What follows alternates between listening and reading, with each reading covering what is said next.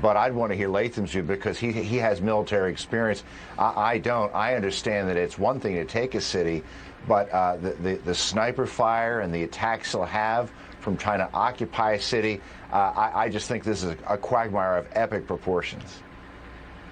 Yeah, and Latham, to that point, we know that the Ukrainians are outmanned, they're outgunned by the Russians, but it seems that they have the heart and the passion and the willing to fight for their homeland that could make this really difficult in the coming months, potentially years, for the Russians.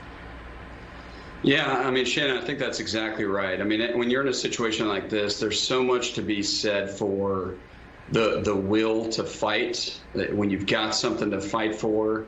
And you look at these Russian soldiers, and you see it all the way up their chain of command. Even when you see pictures of people on Putin's cabinet, I mean, they're terrified of Putin, and they're fighting out of fear. They're fighting out of obligation, and that doesn't get you very far. Whereas you contrast that with the Ukrainians, who are in the fight of their lives to fight for their families and fight for their countries, and that's why you're seeing what you're seeing here today. And you know, every day that this goes on is a win for the Ukrainians.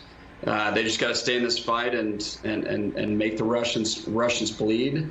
And meanwhile, on top of this, on the occupation front, yeah, the battlefield is the easy part. Winning the battlefield is the easy part. The occupation is the challenge, especially with these crippling economic sanctions. So I think Putin's bitten off more than he can chew here.